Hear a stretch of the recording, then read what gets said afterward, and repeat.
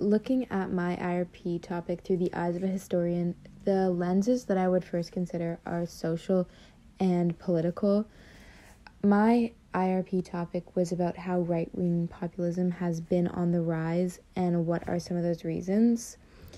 Let's just consider America. So the idea of right-wing populism encompasses neo-nationalism and this belief that you are better than the rest.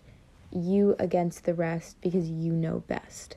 So Trump used this idea in his campaign to persuade the American people that they needed to go back to this sense of real Americans, and they needed to slow their rates of immigration.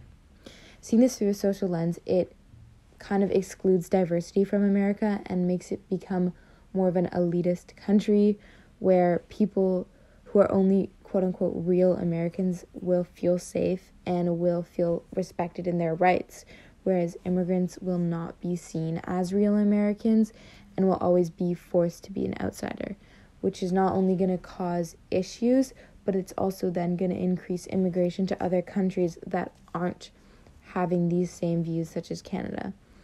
Considering it from a political standpoint, right-wing populism is honestly a good thing. A lot of people find it easier to get behind the ideas of these right-wing politicians, these right-wing people in power, because in theory, they are good. People here, they want to restore their country's greatness.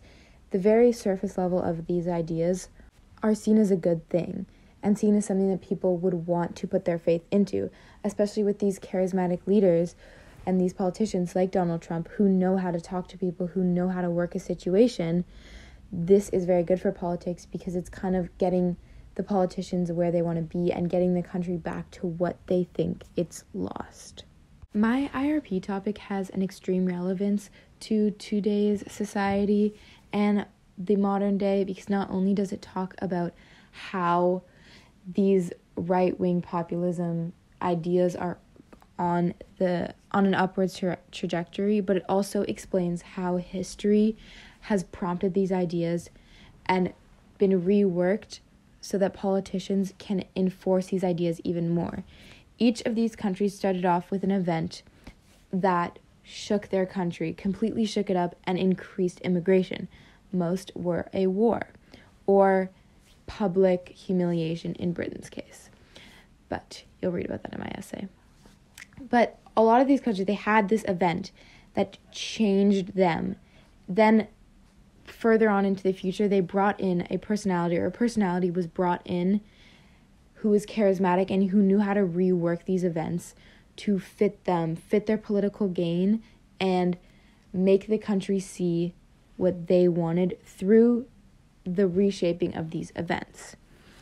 With this, they have then used the media, used the internet, used all of these tactics to recirculate their ideas over and over again to the population, to the world, so that not only can they continue their country's descend into right-wing populism, but they can also enforce it onto other countries. Additionally, it also explains that right-wing populism is on an incline, and it's on an incline because people are letting it happen. People are letting their judgment be clouded by these charismatic people who think that they know what's best, and they think they know how to return these countries to whatever greatness they feel that has been lost through mostly immigration. Mostly this idea that people coming into their country, immigrants coming in, are affecting the true nature of their country. They're affecting how the Americans are. They're affecting how British the British people are. And they're all extremely closed off to immigration.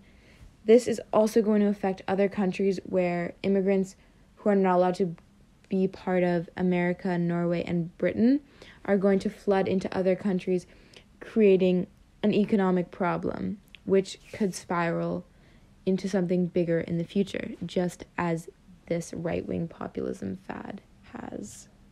Additionally, it also explains that right-wing populism is on an incline, and it's on an incline because people are letting it happen.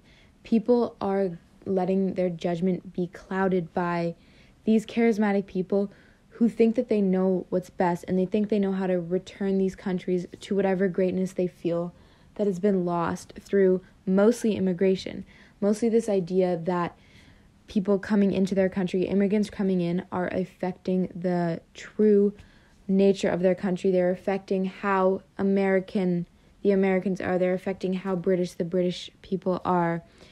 And they're all extremely closed off to immigration.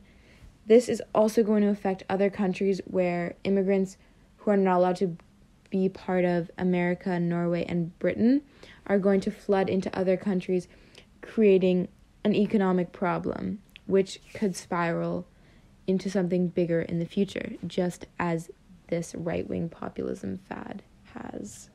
Another event that I wanted to consider were the witch trials. The witch trials happened because of a very intense belief in religion and very much following the religious teachings that the Bible had to offer. It also came from just generally behaviors that couldn't be explained, or another theory is that it came from mushrooms because the area was populated with them. The consequences for the witch trials were a lot of innocent people were killed in a lot of brutal ways because they had to go through these tests to see if they were a witch, and if they died, they weren't a witch. But if they lived, they were a witch, and they were going to get killed anyway, so it was kind of a double-edged sword. There were no winners, and this lasted quite a long time, and I would say the main consequence is how many innocent people were killed in pursuit of this idea of religion. Looking at the American Revolution through a change in continuity lens, we can see that a couple changes are the political system because they gained this new separate government.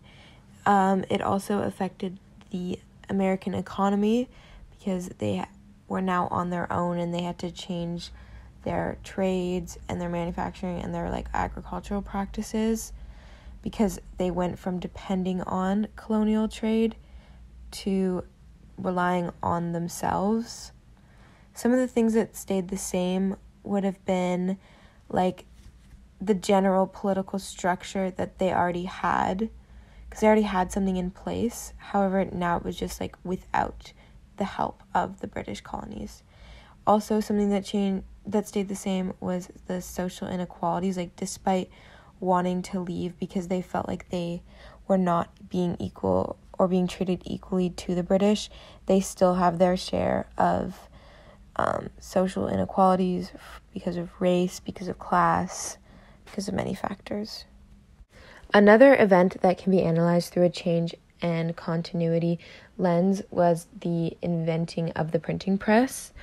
It was extremely important because now with the printing press, books and other stuff that were hand copied could be printed in mass production, allowing for a wide spread of knowledge and for people to have the same things. The Bible could be printed instead of being constantly changed over and over again.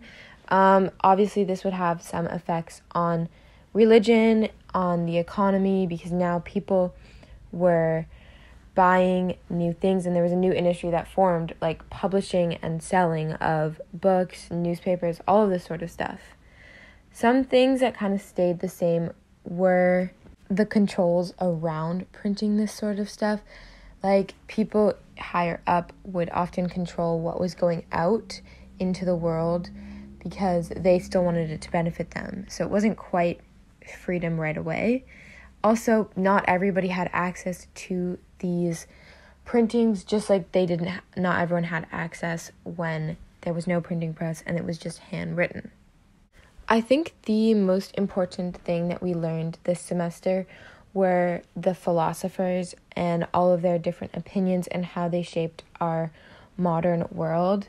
Without people such as Hobbes, Locke, Rousseau, I'm going to pronounce the last one, the I'm going to pronounce it wrong, but without these important people, these influential people who gave us a democracy, gave us the general structure to the government that we see today, gave us like a general political system with all of these views and how the world should be seen and how human beings should be seen. Nothing in today's world would be the same without them.